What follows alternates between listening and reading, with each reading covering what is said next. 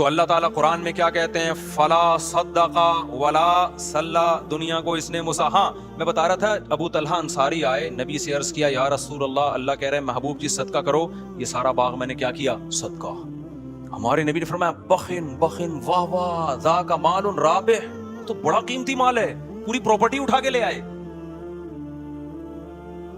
اور ہمیشہ ہمارے نبی نے ہر صحابی سے سارا مال قبول بھی نہیں کیا ہے کہ ایسا نہ ہو کہ آپ پہ ایسے حالات آ جائیں. بہت کم لوگوں سے آپ اس طرح کا مال لے لیا کرتے تھے جن کے بارے میں یقین ہوتا تھا کل ان پہ اگر حالات آ گئے تو یہ اللہ سے شکایت نہیں کریں گے، ان حالات میں یہ خوش رہیں گے. تو ان صحابی نے کیا کہ یہ ایمان کی کتنی بڑی علامت ہے بھائی، ہمارے نبی کو اصحاب کیسے ملے تھے اور ہمارے نبی کا ظرف کتنا بڑا. ایک دفعہ کیا ہوا، ایک بندے نے مجھے فون کیا کہ مجھے سونے کا مٹکا ملا ہے، خزانہ ملا ہے سونے سے، پتہ نہیں کہیں دفن خزانہ تھا. اچھا، اور اس میں اتنے خزانے وزانے نا، کیا اس کا شرعی حکم کیا ہے؟ تو میں نے اس کو شرعی حکم بتا دیا. اچھا، اس وقت میرے پاس بھی ایک مد تھی نا جہاں غربا مساکین تھے جن کو میں نے خرچ کرنا تھا، تو اس میں شریعت کا حکم ہے کہ کچھ فیصد صدقہ کرنا پڑتا ہے. ایسا کوئی اس میں یہ ہے کہ دارالحرب سے ملا ہے، دارالاسلام سے ملا ہے، یہ پوری ڈیٹیل ہے، میں ابھی آپ کو نہیں بتاؤں گا، ایسا نہ ہو کہ مٹکے وٹکے نکلنے شروع ہو جائیں آپ لوگ کے یہاں بھی تو لیکن نکلیں گے نہیں، یہ ذہن میں رکھنا. میں نے اس کو پہلی تو میں نے نصیحت کی، میں نے کہا اللہ کے بندے یہ تو نے مجھے تو بتا دیا، کسی کو بتانا نہیں، جب تک کسی کوئی صحیح اعتماد نہ ہونا کسی پہ بتانا نہیں، ورنہ مٹکا تو بچے گا، تو زندہ نہیں بچے گا. کسی کو نہیں بتانا، وہ آئے گا وہ سارا فی سبیل اللہ کہہ کے لے جائے گا سارا. تو مجھے خیال ہوا کہ یار جیسے ہوتا ہے نا چند فیصد صدقہ کرنا پڑتا ہے، تو میں نے پھر میرے پاس بہت سارے غریب مسکین تھے لیکن میں نے نہیں اس کو بولا. میں نے کہا اس کے دماغ میں یہ بات آ جائے گی کہ مفتی صاحب کے دل میں کیا آ گئی ہے؟ لالچ آ گیا. لیکن میرے دل میں لالچ نہیں تھی، مجھے یہ تھا کہ کیونکہ ان لوگوں کو صحیح مد نہیں پتا ہوتی، ادھر ادھر اڑا نہ دیں. تو پیسے دیکھتے ہی انسان کی رالیں ٹپکنا شروع ہو جاتی ہیں. تو اب دیکھو نبی صلی اللہ علیہ وسلم کا کیا معمول تھا. جب وہ صحابی باغ لے کر آئے تو آپ نے کیا فرمایا؟ یہ گورے کے کلچر میں اور اسلام کے کلچر میں فرق بتا رہا ہوں جو میں کئی سالوں سے کوشش کر رہا ہوں آپ کی کھوپڑی میں یہ سافٹ ویئر کیا ہو جائیں انسٹال. کے کافر کا راستہ الگ ہے، ہمارا لبرل طبقہ، ہماری حکومت، ہمارے اسکول، ہمارے کالج اس ٹریک پہ ہمیں لے کے جا رہے ہیں، جبکہ اسلام کا ٹریک 180 ڈگری پر ہے. ہمارے نبی کہہ سکتے تھے گورنمنٹ کو دے دو، کہہ سکتے تھے کہ نہیں کہہ سکتے تھے؟ ہمارے نبی کی ایک ریاست تھی کہ نہیں تھی؟ مدینہ میں آپ بادشاہ تھے، آپ امیر تھے، آپ خلیفہ تھے، اللہ کے خلیفہ. آپ کہہ سکتے بیت المال میں جمع کرا دو؟ کیا خیال ہے وقت پہ کام آئے گا؟ نا نا نا، آپ نے فرمایا اپنے چچا زاد بھائیوں کو دے دو. گورا کہے گا؟ بولو نا. یورپ کی گورنمنٹ کہے گی اپنے چچا زاد بھائی کو دے دو؟ امریکہ کا صدر کہے گا؟ روس کا صدر کہے گا اپنے چچا زاد بھائی کو دے دے؟ ان کے ہاں یہی کہ سب کچھ کس کا ہے؟ گورنمنٹ کا. اسلام کہتا ہے نہیں، اولو الارحام بعضهم اولا ببعض، سب سے زیادہ حق کس کا ہے؟ رشتہ داروں کا. ہمارے نبی کو بتاتے ہیں ان کے چچا زاد بھائی بہت محتاج ہیں، اپنے چچا کے بیٹوں کو دے دو. اب مجھے آپ بتاؤ، گورنمنٹ کو دے کے بھی عوام کو فائدہ ہوتا ہے، خدا کی قسم غریب چچا زاد بھائی ہے اس کو دے کے جو فائدہ ہوگا نا وہ آپ تصور نہیں کر سکتے. چچا زاد بھائی کا دل باغ باغ ہو گیا ہوگا کہ نہیں ہو گیا ہوگا؟ اس کے بعد کیا وہ چچا زاد بھائی ابو طلحہ انصاری کو کبھی بھوکا مرنے دیں گے؟ وہ جان پہ کھیل کے ان کو بچائیں گے. گورنمنٹ یہ کام نہیں کرتی ہے. جب اتنا بڑا دل انہوں نے ابو طلحہ انصاری نے اپنے چچا زاد بھائیوں کو پورا باغ دیا ہوگا تو ان چچا زاد بھائیوں نے فری میں جب لیا ہوگا کہ یار ہماری غربت پہ اس نے اتنا خیال کیا ہمارا، تو آئندہ دیکھو ترغیب دینے سے پیسہ خرچ کرنے کا جذبہ پیدا نہیں ہوتا. جب تک خرچ کرتا ہوا دیکھو گے نہیں جذبہ نہیں ہوتا.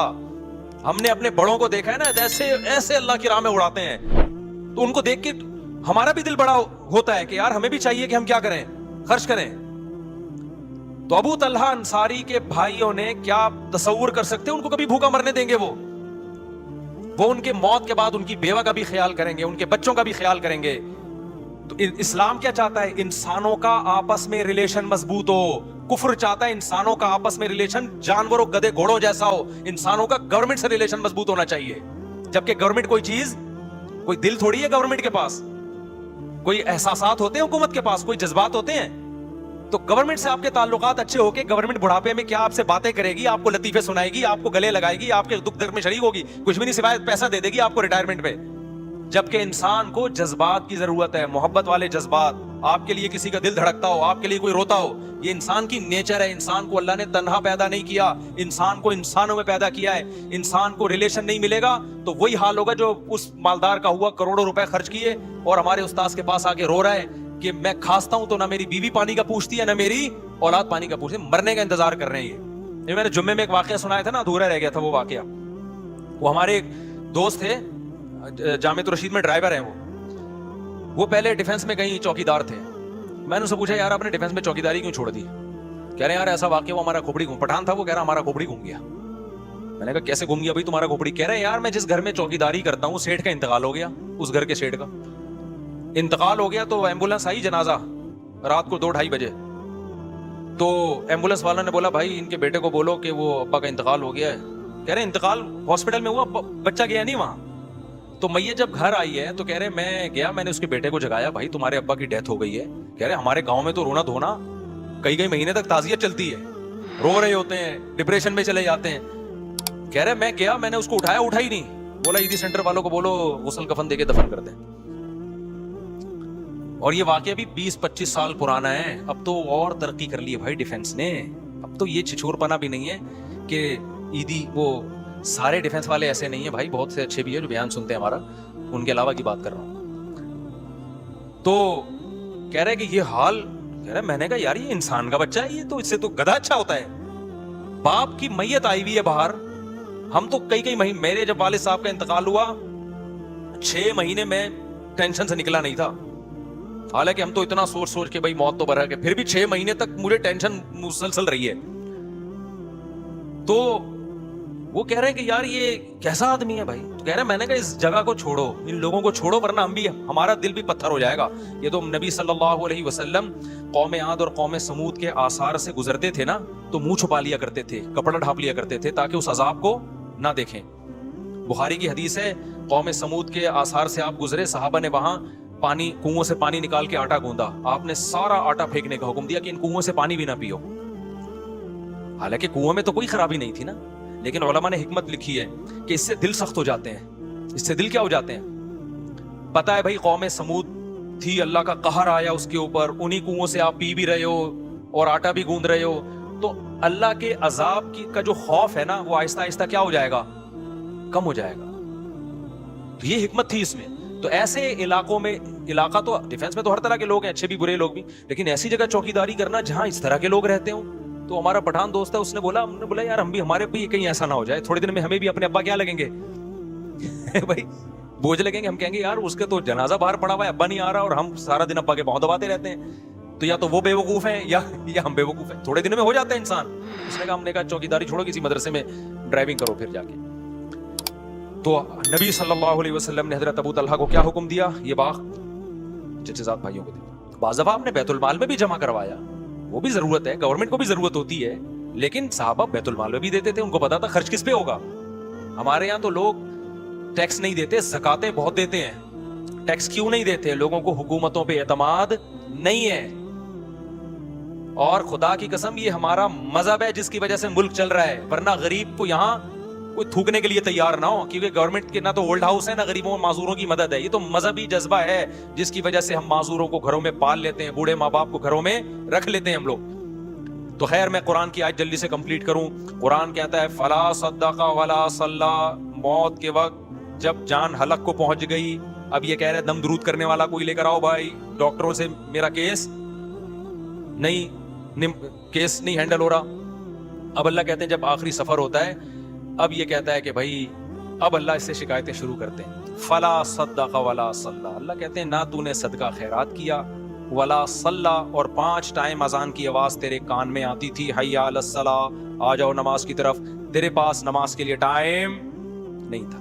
ہم یار دنیا میں کسی مذہب میں کسی عبادت کے لیے اتنے خوبصورت طریقے سے نہیں بلایا جاتا جتنا نماز کے لیے اللہ نے اذان رکھی ہے.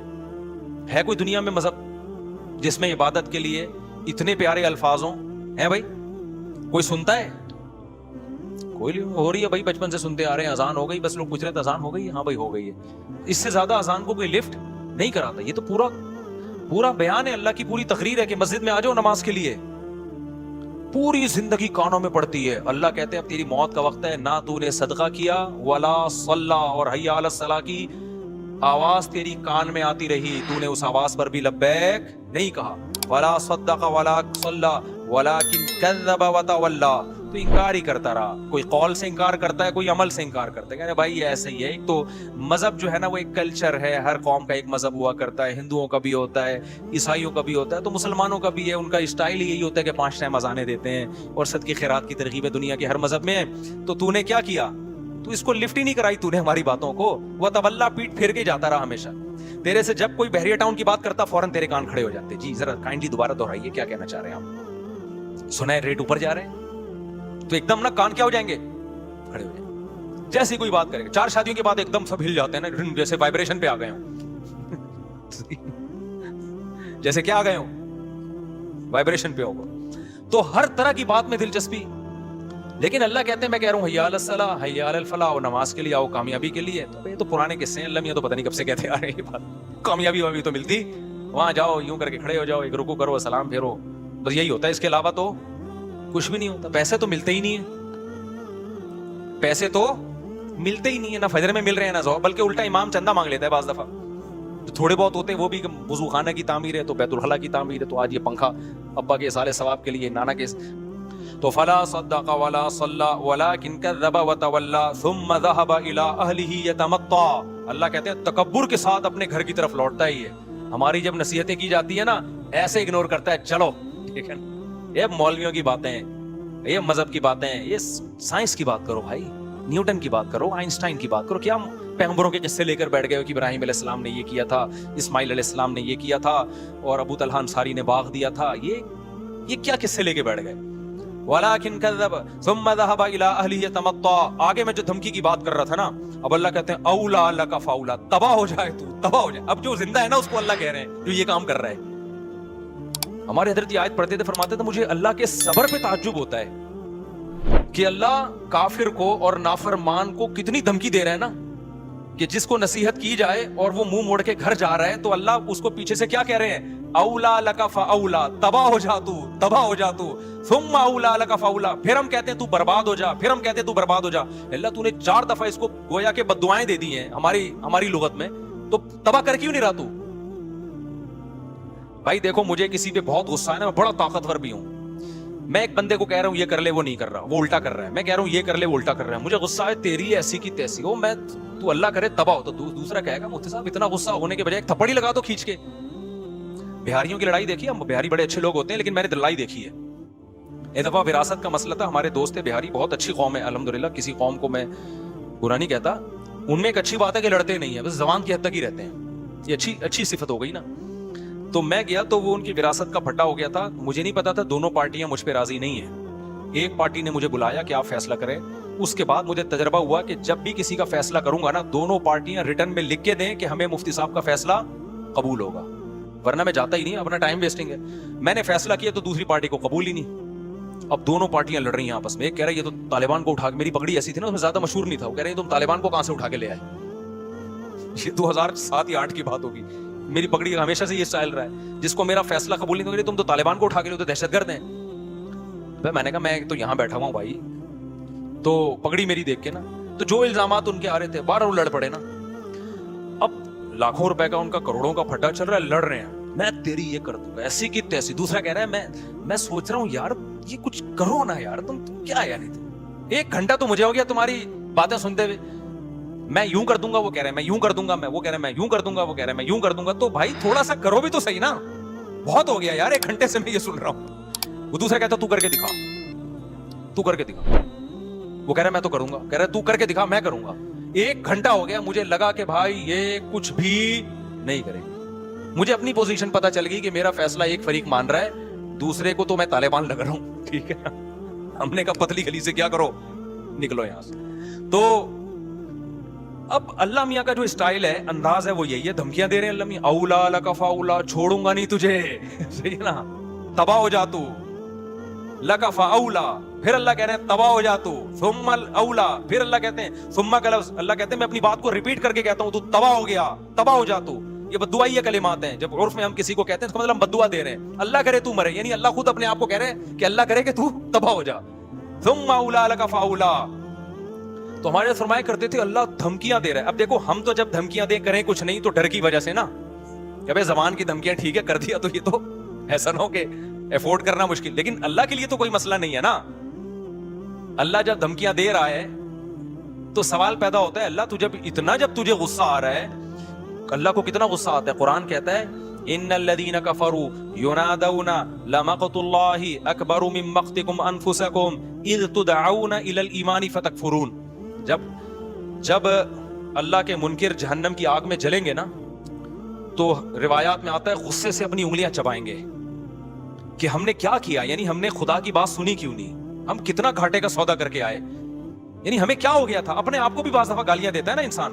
تو قرآن کہتا ہے اللہ ان سے کہے گا کہ آج تمہیں اپنے اوپر جتنا غصہ آ رہا ہے, جب تمہیں ایمان کی اور خدا کی طرف بلایا جاتا تھا اور تم اسے اگنور کرتے تھے, ہمیں تم پر اس وقت اس سے بھی زیادہ غصہ آتا تھا.